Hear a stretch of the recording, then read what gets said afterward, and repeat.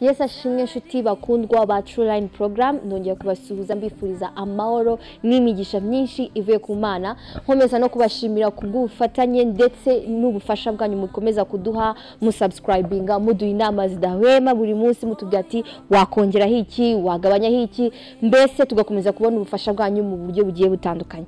Uyu munsi rero muraza kubara nanjye ihimbazwe Princia mu kiganiro cyacu cya buri munsi cyitwa What do you know? Ku nsanganyamatsiko ivuga iti ese umukobwa akwiye kwitwara gute mu bwami bwa data, ese umukobwa akwiye kwitwara gute mu buzima busanzwe, ese n'iki umukobwa ashobora gukora abantu bakavuga ati ibi ni byiza cyangwa se ntago ari byiza, ariko ntibagiye kukubwira ati ndakubwira icyo nzi nawe umbwira icyo uzi, kuko ikiganiro cyitwa What do you know?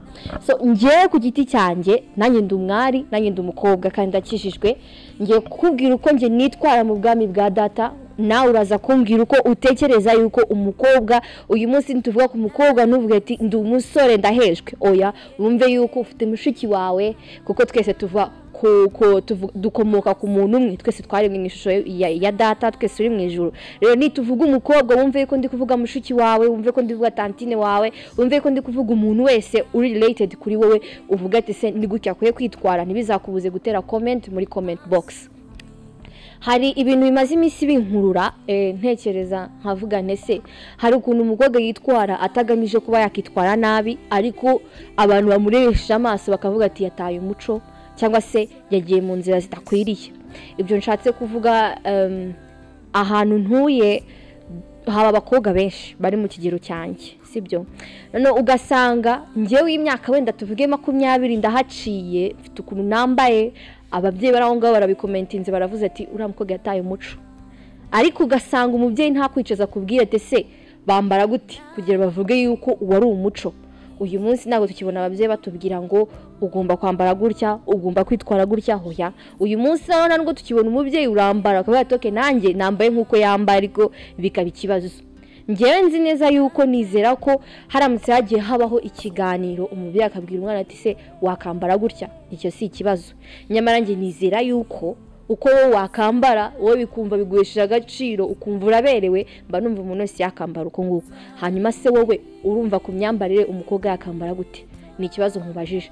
Nge nakubwiye yuko nambaye nkaberwa uko numva nge nikwije kwanjye, mba numva mberewe, nta nundi muntu ugomba kubigiraho ikibazo. Ako se wowe ubibona gute?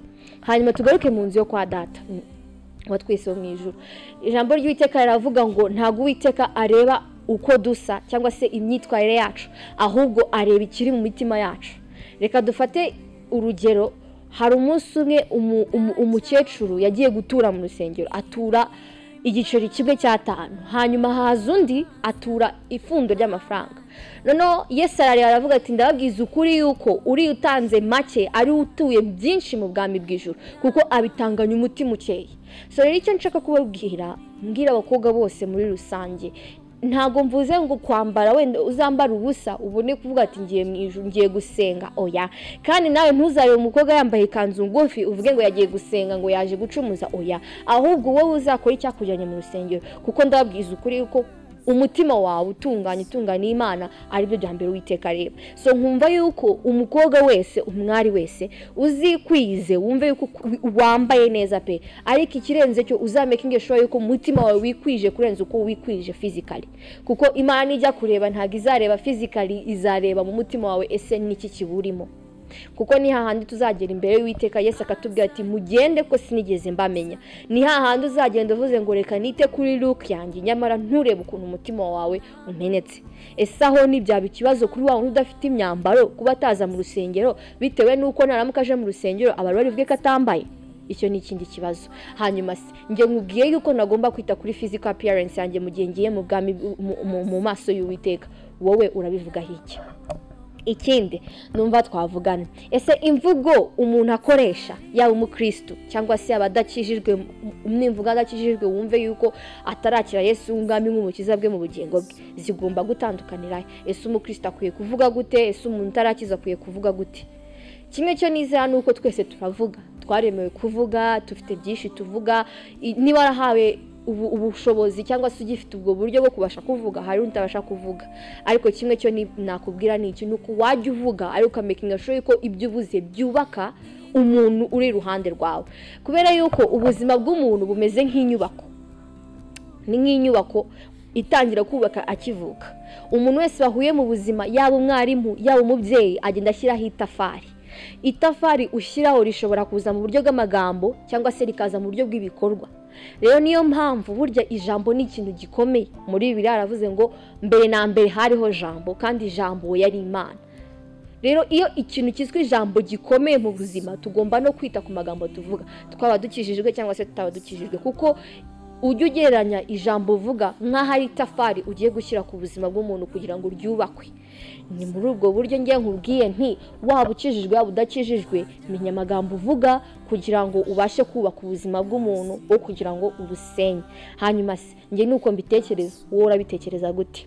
Uyu munsi rero nibyo bibazo nakuzaniye. Ndifuza kuzabona comment nyinshi cyane muri box umbwira ati nge ndi umwari, cyangwa se nge mfite mushiki wanjye ndumva yakitwara gutya mu bwami bwa data, ndumva yakitwara gutya mu buzima busanzwe, ndumva twajya tuvuga aya magambo, ndumva twitwara gutya kugira ngo tubashe gufatanya kugira ngo tugera mu buzima. So Imana ibaho umugisha. Stay tuned on our channel. Ikirenze byose, keep on subscribing, mutera comment, mutubwira ati mudufasha muri ubu buryo, mu buryo bigiye bitandukanye. In case ukeneye kutuganiriza, kugira icyo twungura ku byo tuvuga, hari nimero zica kuri ekara zanyu, mushobora kutwandikira mukatubwira ibyo mutekerezaho. Imana ibaho umugisha. Ciao.